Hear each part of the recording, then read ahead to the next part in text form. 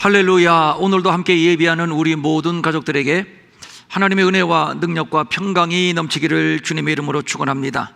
기독교의 신관, 우리의 믿음의 대상은 유일하시며 참되신 하나님이십니다. 아들 예수를 세상에 보내시어서 십자가에서 대속물이 되게 하시고 저를 믿는 자마다 영생을 얻게 하시는 생명의 주가 되심을 믿습니다. 은혜 베풀 자에게 은혜를 베풀고 긍휼히 여길 자에게 긍휼을 베푸시는 선하신 분이심을 믿습니다.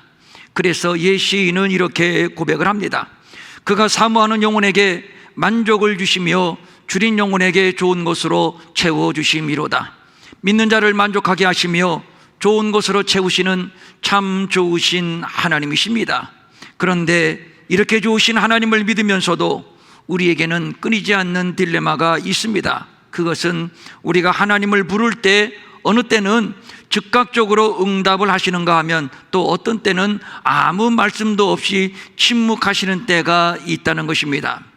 더 큰 문제는 하나님이 침묵하시는 동안 상황은 더 악화되는 경우가 있는데, 이럴 때 많은 사람들은 하나님에 대한 깊은 회의에 빠지고 그래서 믿음을 포기하는 경우가 대단히 많다는 것입니다.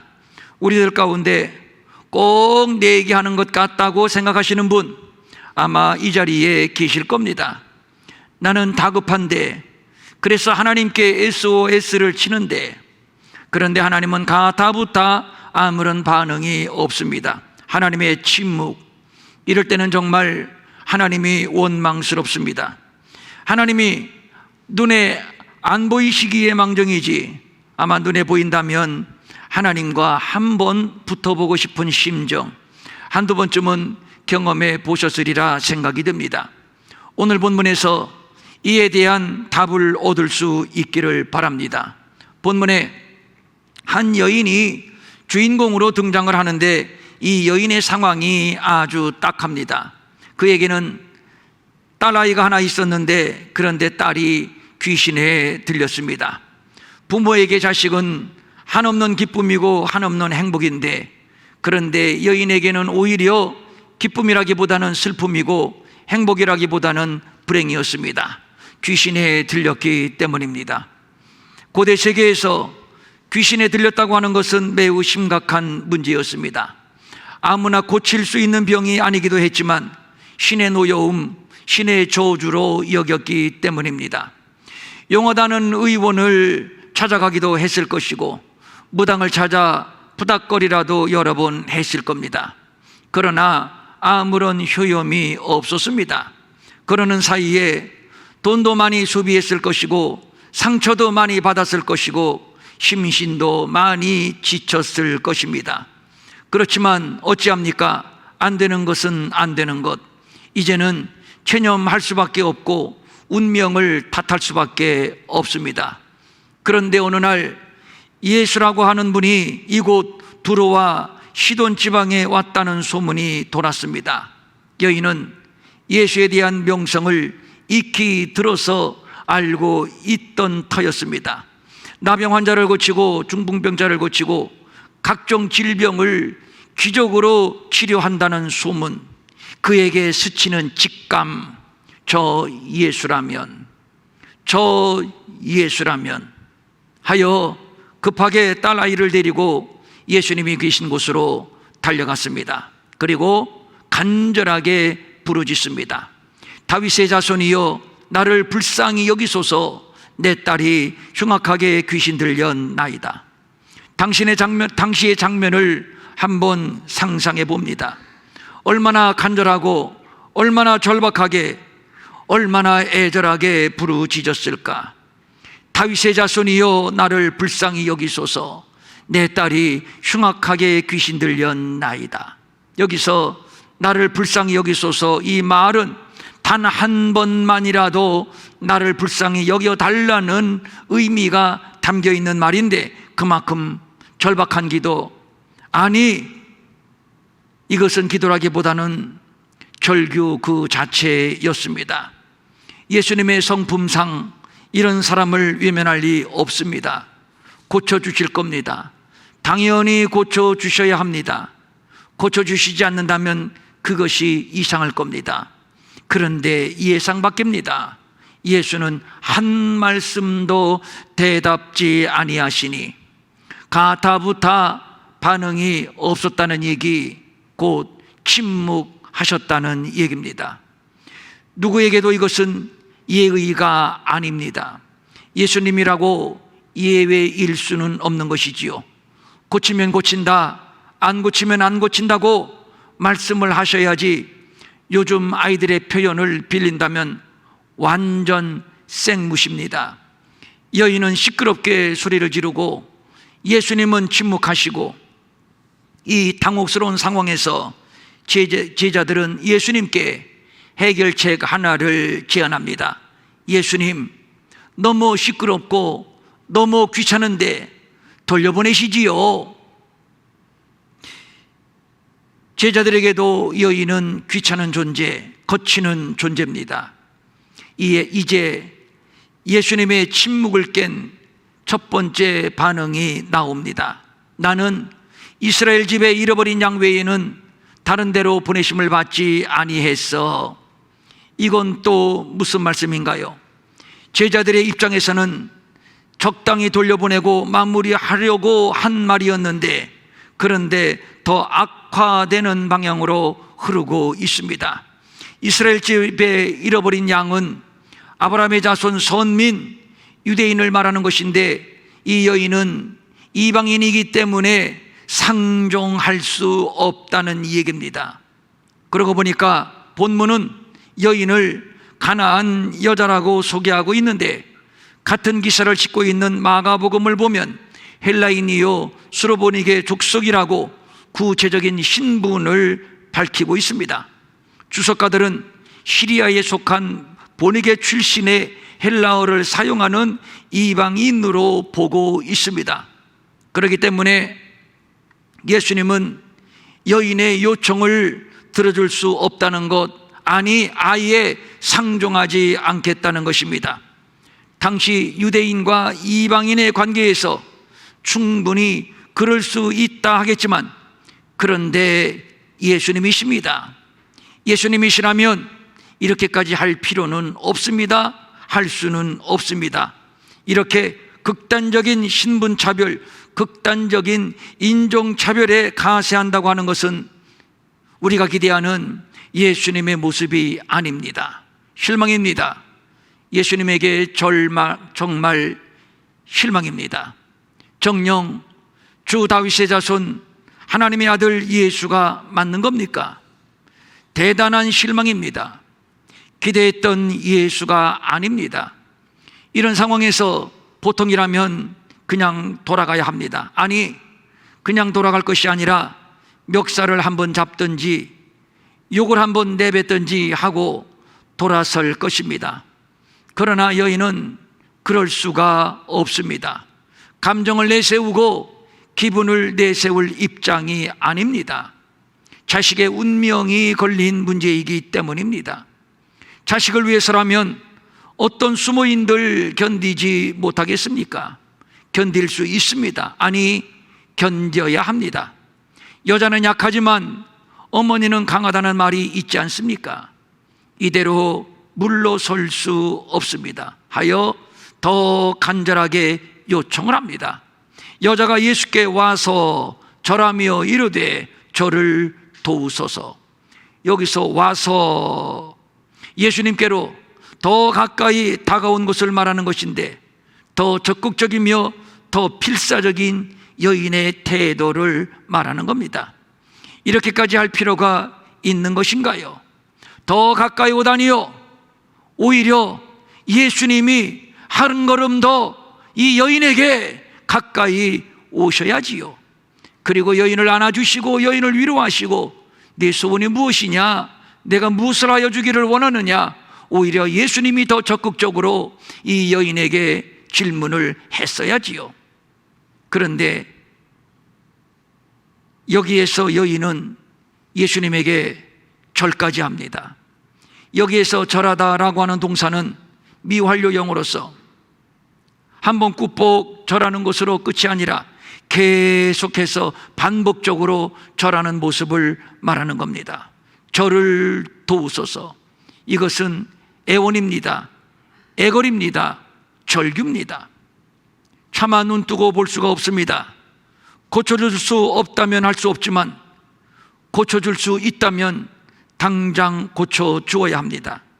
아니면 지금은 바쁘니까 다음에 찾아오라고 하시던가. 이것이 인륜입니다.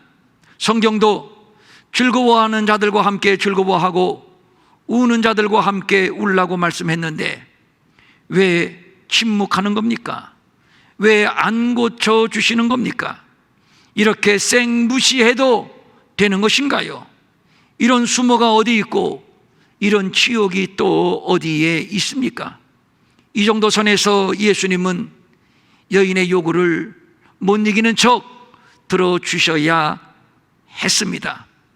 그런데 예수님의 입장은 전혀 변화가 없습니다. 아니, 더 완고합니다. 자녀의 떡을 취하여 개들에게 던짐이 마땅하지 아니하니라. 갈 때까지 가보자. 두 사람이 서로 기싸움하는 것인가요? 물러서지 않습니다.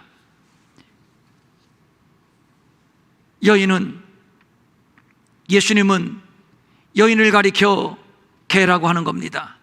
그것도 면전에서 말입니다. 아무리 여인이 약자라고 해도 이런 말을 해서는 안 되는 것이지요. 아주 비인간적, 비인격적인 처사입니다. 안 되는 겁니다. 극단적인 모욕, 극단적인 수모. 그렇다면 여인은 미련 없이 돌아가야 할 것입니다. 그런데 여인은 더 큰 소리로 부르짖습니다. 주여, 올소이다마는 개들도 제 주인의 상에서 떨어지는 부스러기를 먹나이다. 우리는 참 좋으신 하나님을 믿습니다. 매일의 삶 가운데 하나님의 은혜와 능력, 복이 임하기를 사모합니다. 이를 위하여 때로는 철학 기도를 하고 금식 기도하고 또 작정 기도를 하기까지 합니다. 그런데 하나님의 반응이 없는 경우, 침묵하시는 경우를 경험하게 됩니다. 도저히 못 견디겠고 더 이상은 못 참겠는데, 그렇지만 무엇이든지 원하는 대로 구하라, 그리하면 이루리라는 말씀을 믿고 기도를 해왔는데, 그런데 하나님은 여전히 침묵이십니다. 하루 이틀 침묵이 아닙니다. 한 달, 두 달 침묵이 아닙니다. 1년, 2년의 침묵도 아닙니다. 기약이 없는 침묵입니다. 여기에서 대부분의 사람들은 하나님을 원망합니다. 기도하기를 포기합니다. 환난 가운데 침묵하시는 하나님을 향한 욥의 탄식이 생각납니다. 하나님이 나를 진흙 가운데 던지셨고 나를 티끌과 재 같게 하셨구나. 내가 주께 부르짖으나 주께서 대답하지 아니하시오며 주께서 나를 돌아보지 아니하시나이다. 이런 단식은 시편에도 있습니다. 사람들이 종일 내게 하는 말이 내 하나님이 어디에 있느냐 하오니 내 눈물이 주야로 내 음식이 되었도다. 잠시 숨을 고르고 우리는 여기에서 그동안 우리가 갖고 있던 신앙의 오류를 하나 지적하고자 합니다. 그것은 기도가 응답되지 않을 때, 하나님이 침묵하실 때, 그때 하나님은 나의 기도를 듣지 않는다고 단정을 하는 것입니다. 그리하여 기도를 포기합니다. 그러나 이것이 아닙니다. 본문을 자세히 보십시오. 예수님이 한 말씀도 대답지 않으셨다고만 전할 뿐, 듣지 않으셨다, 예수님이 응답할 의사가 전혀 없었다 라고 말씀하고 있지를 않습니다. 하나님은 우리의 기도에 어느 때는 예라고 대답을 하시고 또 어느 때는 아니요라고 대답을 하시기도 합니다. 그러나 또 어떤 때는 기다리라고 말씀하시기도 합니다. 그리고 오늘 본문의 경우와 같이 극단적인 순간까지 침묵하시는 경우가 있습니다. 왜 침묵하실까요? 예면 예요, 아니면 아니요지. 기다릴 거면 기다리라고 말씀하시지. 왜 아무런 반응 없이 침묵하시는 걸까요? 본문을 통해서 알게 되는 것은 여자여 내 믿음이 크도다, 내 소원대로 되리라. 하나님이 우리의 믿음을 확인하고 싶으신 것입니다. 큰 믿음인지 작은 믿음인지, 믿음이 있는지 없는지를 말입니다. 그러므로 중요한 것은 하나님이 침묵하실 때 우리에게는 큰 믿음을 보여드릴 기회가 되는 것이며, 오히려 우리는 그때에 찬송할 수가 있는 겁니다. 이를 옛 시인은 이렇게 노래합니다. 내 영혼아, 내가 어찌하여 낙심하며 어찌하여 내 속에서 불안해하는가? 너는 하나님께 소망을 두라. 그가 나타나 도우심으로 말미암아 내가 여전히 찬송하리로다. 그러므로 하나님의 침묵의 시간은 하나님께 우리의 믿음을 보여드릴 기회요. 그래서 본문의 여인의 반응은 우리에게 좋은 모범이 되는 겁니다. 여인의 믿음은 어떤 믿음이었기에 예수님이 큰 믿음이라고 칭찬을 하신 걸까요? 그가 처음 예수님을 찾아 나올 때 이렇게 외쳤습니다. 소리질러 이르되 주 다윗의 자손이여 나를 불쌍히 여기소서. 예수의 소문이 들릴 때 여인은 직감했습니다. 이분은 주 다윗의 자손이요, 내가 응답받을 수 있는 유일한 한 사람, 유일한 그 사람이라고 말입니다. 예수가 아니면 어디로 갑니까? 석가한테 갑니까? 아니면 알라한테 갑니까?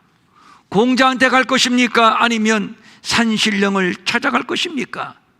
그런 종교, 그런 신들과는 근본적으로 다른, 오직 유일하게 문제를 해결하시는 한 분을 찾았으니 그분은 주 다윗의 자손 예수 그리스도이십니다. 그래서 여인은 지금 예수를 주 다윗의 자손, 오직 유일한 한 분의 이름을 부르고 있는 겁니다. 예수를 주라고 호칭했다고 하는 것은 나는 그의 종이라는 말이요, 나의 생사여탈권이 예수에게 있다는 고백입니다. 그는 우주와 만물을 창조하신 우주 만물의 주인, 그러므로 예수는 만주의 주, 만유의 주인이라고 하는 고백입니다. 뿐만 아니라 예수는 다윗의 자손입니다. 이 말은 성경에서 예언된 오직 유일한 하나님의 아들 메시아라는 의미입니다. 그러니까 여인은 예수의 소문을 들을 때부터 예수는 나의 주여 하나님의 아들 오직 유일한 메시아인 것을 직감했던 것이고, 그래서 저 주 다윗의 자손 예수라면 귀신 들린 딸 아이를 고쳐줄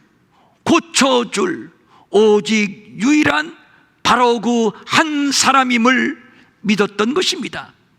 그가 눈앞에 있는데 어떻게 물러서겠습니까?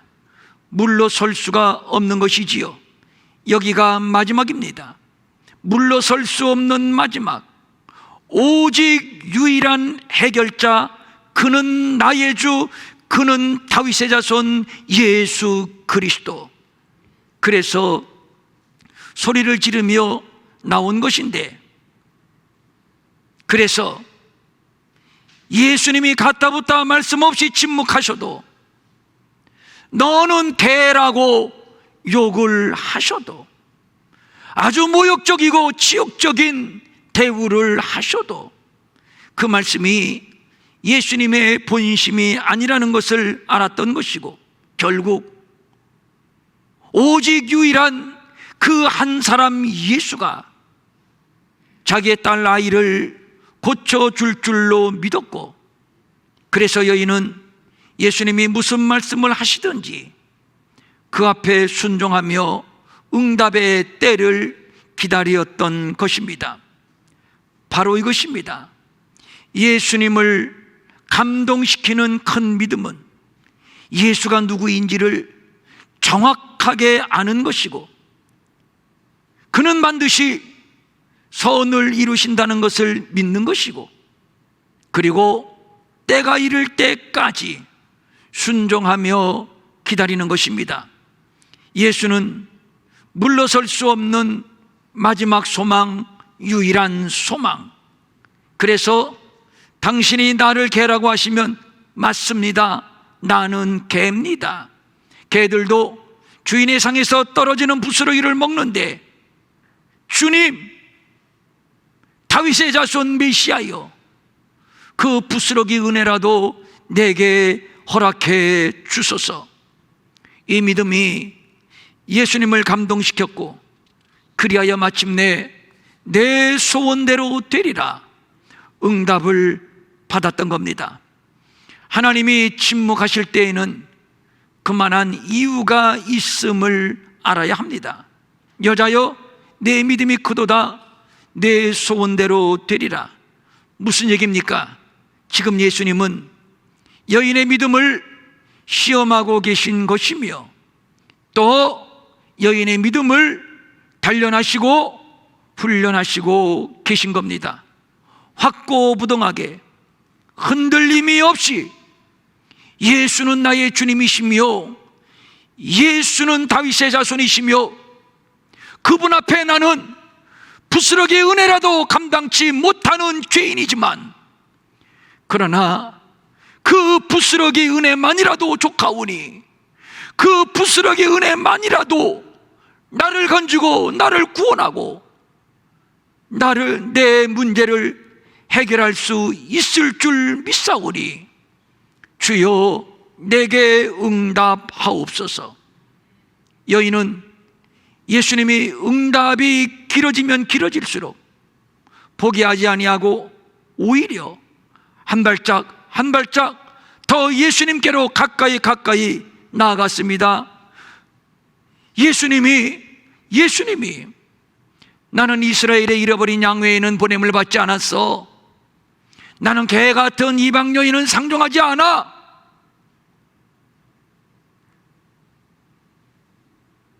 이렇게 치욕적으로 대우하신다 해도 그는 예수님 앞에 더 가까이 나아가며 부르짖었던 겁니다. 그렇습니다.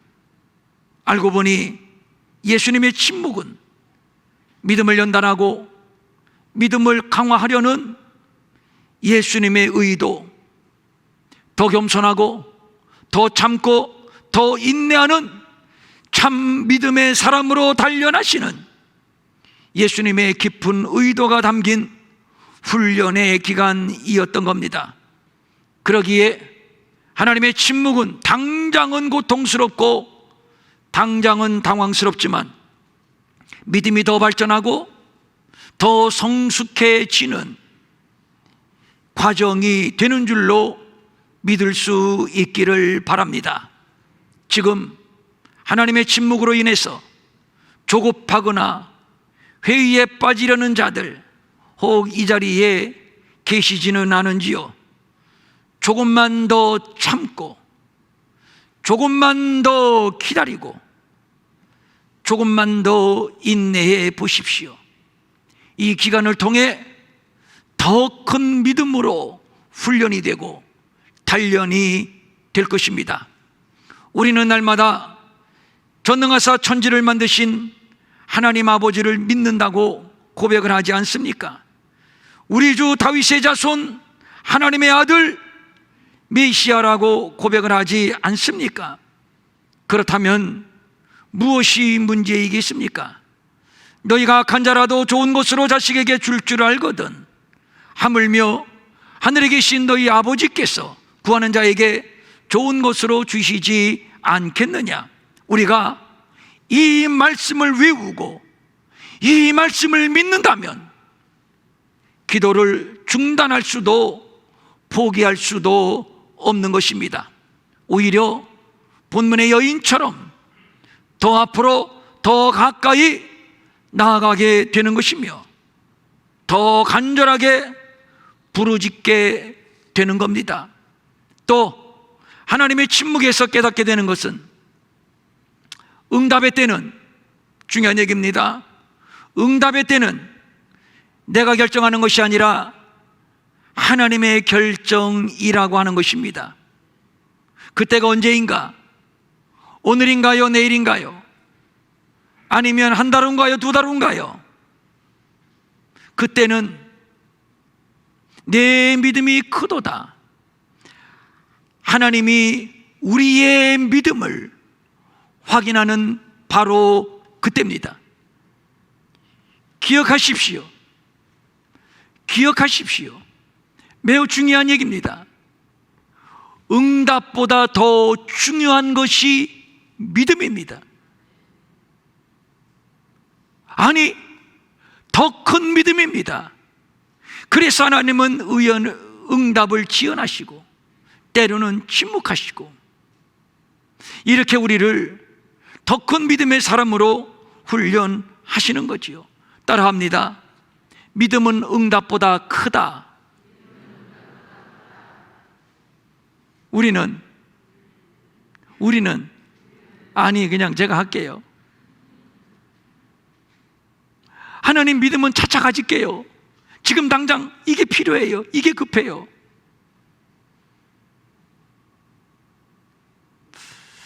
제가 처음 교회당 간판을 걸고 개척을 할 때, 하나님 사람 좀 보내주세요. 신자 좀 보내주세요. 사람을 보내주셔야 목회할 거 아닙니까? 보내주셔야 큰 목회를 하든지 작은 목회를 하든지 쇼부를 낼 거 아닙니까? 그때 하나님이 때가 되면 줄 테니까 열방을 바라보며 준비하라. 때가 되면 줄 테니까 열방을 바라보며 기도해라. 저는 그때 그 말씀이 하나도 귀에 안 들어왔어요.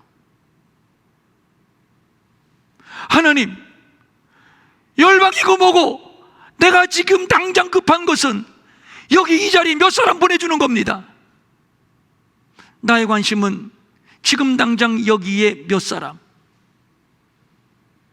지금 당장 내 요구대로 하나님이 응답해 주시는 것. 하나님의 관심은 열방을 품어라. 주님의 마음을 품어라. 뭡니까? 믿음. 다시 한번 따라합니다. 응답보다 중요한 것은 믿음이다. 응답보다 큰 것은 믿음이다. 그렇게 믿으면 아멘. 우리가 기도를 하면서도 실족하게 되는 이유는 그 응답의 때를 내가 결정해버리기 때문입니다. 언제까지? 요때까지. 그때까지 응답해달라고 금식합니다. 여러분, 알고 보면 금식은 말이죠, 자기 생명을 걸고 하나님 앞에 떼쓰는 겁니다. 나 죽을래요. 하나님, 나 죽기를 원하십니까? 죽는 걸 보시렵니까?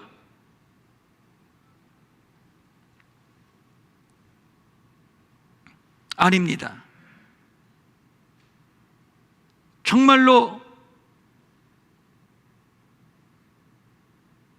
하나님의 마음, 하나님의 생각은 응답보다는 믿음입니다. 아이들이 원한다고 덥석덥석 안겨주지 않지 않습니까? 그것은 사랑도 아니고 아이를 위하는 일도 아닙니다. 다시 말씀드립니다. 응답보다 귀한 것은 믿음이다. 하나님이 침묵하시는 이 기간에 더 큰 믿음으로 성장해 가는 것입니다. 그래서 예수님은 이 여인이 더 앞으로 더 가까이 나오기를 기다리고 훈련하고 계신 겁니다. 예수님은, 여인은 예수님의 기대에 부응을 한 것이고, 때가 되니 하나님의 마음이 움직입니다. 그리하여 내 믿음이 크도다, 내 소원대로 되리라. 마침내 예수님은 이 여인의 소원을 응답해 주셨습니다. 응답의 때는 하나님의 시간이요, 지금 우리가 해야 할 일은 믿음을 키우는 일입니다. 더 큰 믿음, 더 큰 믿음, 더 큰 믿음으로 말입니다. 믿음이 확인되는 그때가, 믿음이 확인되는 그때가 무슨 때다? 응답의 때다. 제가 먼저 합니다. 믿음이 확인되는 때가, 다시, 믿음이 확인되는 시간이, 아니 응답의 시간이라고 해야지. 이게 맞아야 되는데. 다시, 믿음이 확인되는 시간이, 믿음이 확인되는 때가.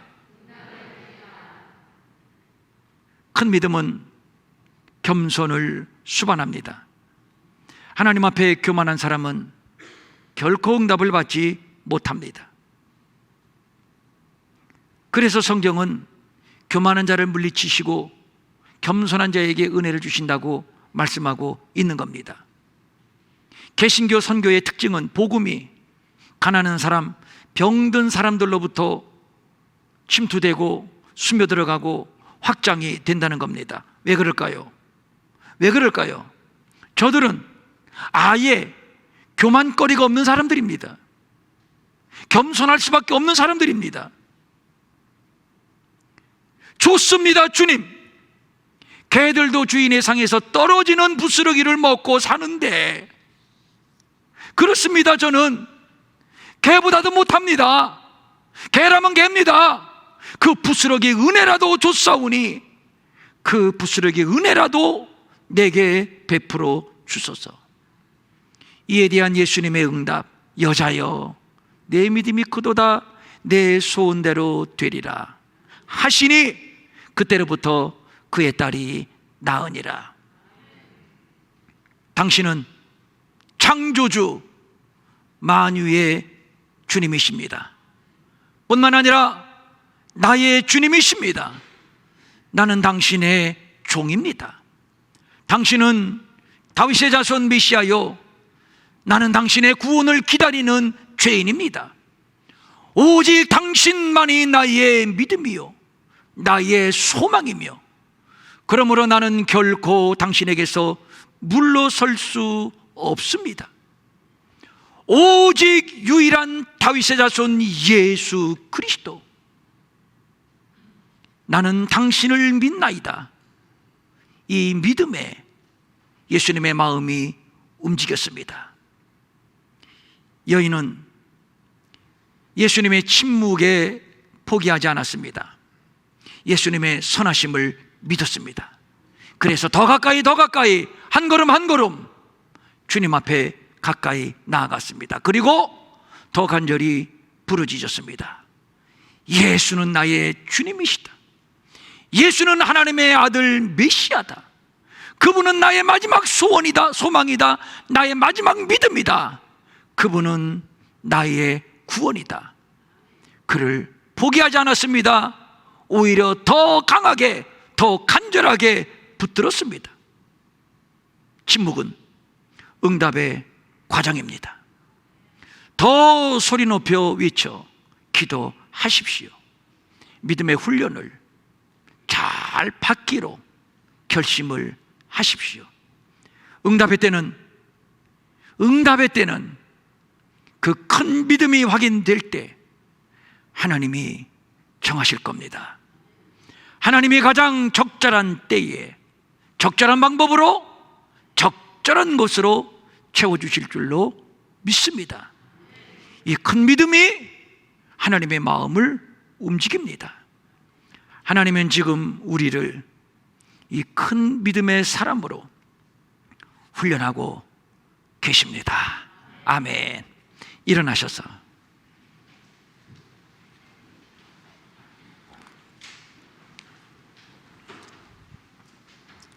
다 같이 눈을 감으시고 두 손을 모으십시오. 아직도 응답이 되지 않았어. 아직도 하나님의 침묵에 못 견뎌서 때로는 불평도 나오고 원망도 나오고, 아, 이거 기도 포기할까? 이거 뭐 예수 믿어봐야 소용이 있는 거야 없는 거야? 막 믿음의 회의가 밀려오는 분, 야, 예수 믿어봐야 소용없어, 기도해봐야 소용없어, 스멀스멀 이런 불신앙이 우리의 속에서 깊은 곳에서 꿈틀거리는 분 혹시 우리 가운데 계시지 않습니까?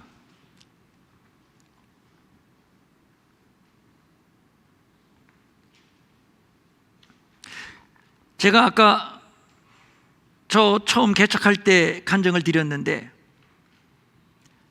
하나님이 그렇게 말씀하셔서 제가 이렇게 반응했어요. 하나님,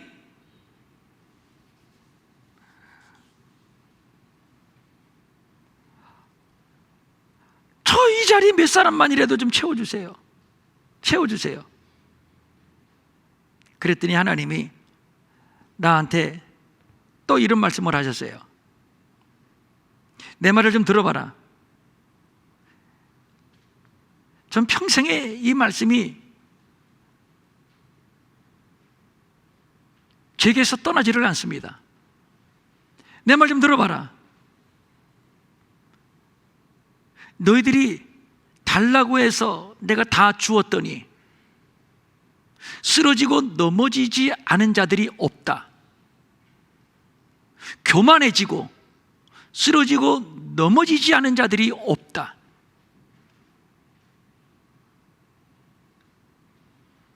저는 사실 그때 그 말씀이 무슨 의미인지 몰랐는데 지금까지 목회를 하면서 그때 하신 그 말씀이 새록새록 생각날 때마다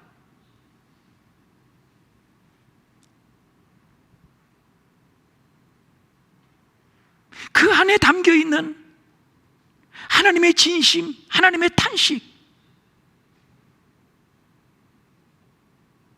달라는 대로 덥석덥석 주지 않을 수밖에 없는 그 하나님의 속마음,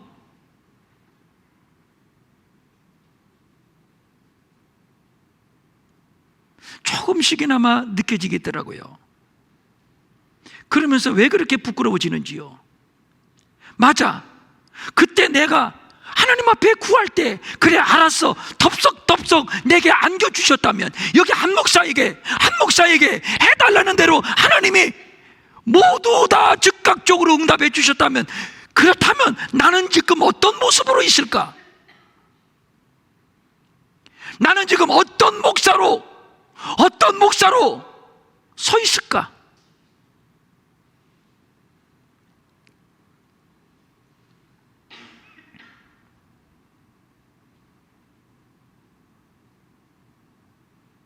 사랑하는 여러분, 응답보다 중요한 것이 믿음입니다.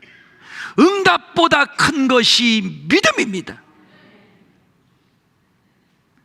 응답받고 믿음을 잃어버리면 불행입니다.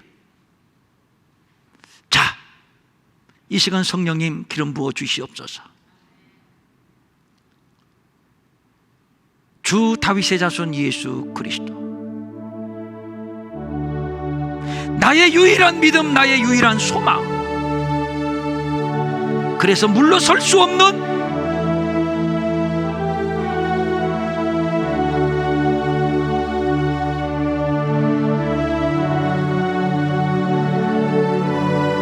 포기할 수 없는 기도,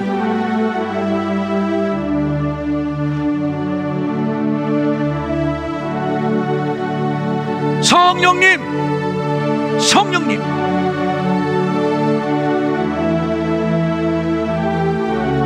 응답보다 우리에게 믿음을 주세요. 더 큰 믿음을 주세요. 주 다윗의 자손 예수,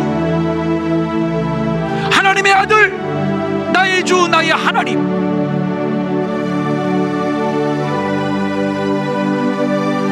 영원히 변할 수 없는 나의 믿음, 나의 고백,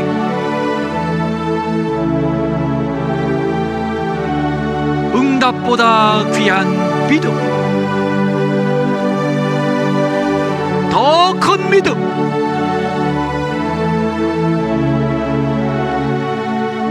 더 큰 믿음, 더 큰 믿음. 내 믿음이 크도다. 하나님이 기뻐하시고 하나님이 인정하시는, 그래서 하나님의 마음이 움직이는 바로 그 믿음.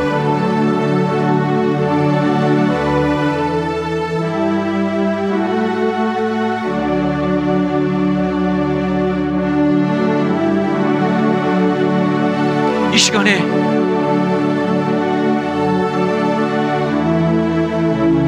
우리에게 그 믿음을 보여주시고 그 믿음을 붙들게 하시고 그 믿음을 소유하게 하시고 그 믿음의 사람으로 세워주시옵소서.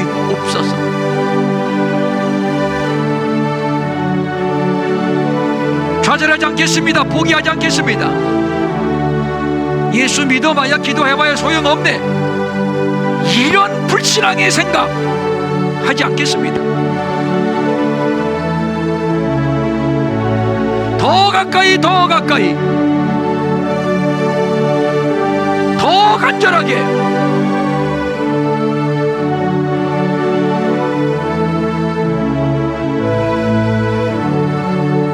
더 큰 믿음의 사람으로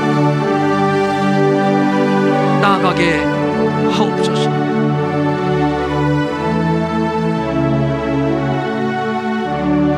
하나님 아버지, 오늘 주신 말씀 또 마음판에 새깁니다.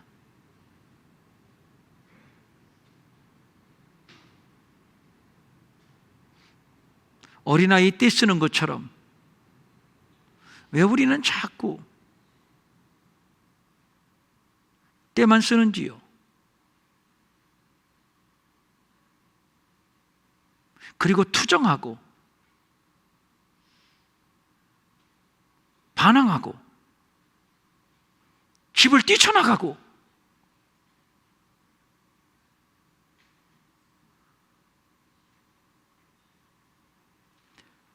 왜 하나님이 이 침묵하시는 기간에 더 가까이 나아가지 못하는지요? 더 큰 믿음으로 단련하지 못하는지요? 이 시간 성령님 우리에게 임하소서. 응답보다는 믿음,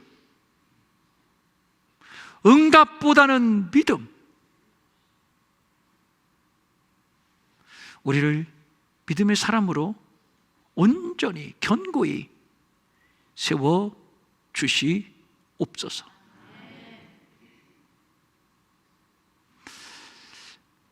정말로 믿음이 필요한 때를 살아가고 있습니다.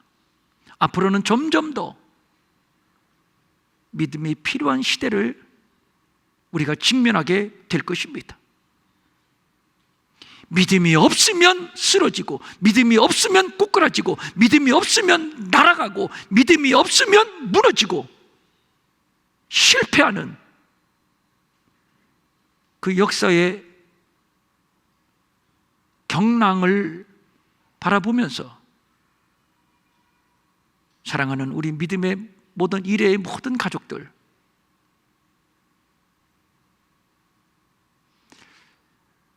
소원하며 축복합니다. 믿음을 주옵소서. 큰 믿음을 주시옵소서. 간절한 소망을 가지고 각종 예물을 주님께 올립니다. 이 예물 받아 주옵소서. 주일헌금, 주정헌금, 11조, 감사헌금, 선교헌금, 구제헌금, 건축헌금, 기타 여러 예물들 받아주시고 주님 나라를 위하여 값지게 쓰여지는 제물들 되게 하시고, 예물드린 손길들마다 더 큰 믿음으로, 더 큰 믿음으로 견고히 세워주시옵소서. 마음은 원이지만 가진 것이 없어 드리지 못해 민망히 여기는 성도들을 위로하시고 저들에게도 물질 주셔서 한 가지로 주님 앞에 바치며 쓰며 도우며 사는 풍성함이 있게 하시고, 오늘 아일랜드에서 우리 배 선교사님 가정이 함께 예배를 드립니다. 오고 가는 저들의 여정이 복되게 하시고 어디에서든지 복음을 붙들고 복음을 증거하며 사는 저의 삶이 복되고 복되고 복되게 하사 늘 승리케 하옵소서. 이제는 우리 주 예수 그리스도의 은혜와 하나님 아버지의 무한하신 사랑과 성령님의 감화 감동과 위로와 안위와 능력과 평강이 사랑하는 모든 가족들 머리 위에 영원히 함께하옵시기를 간절히 축원하옵나이다. 아멘.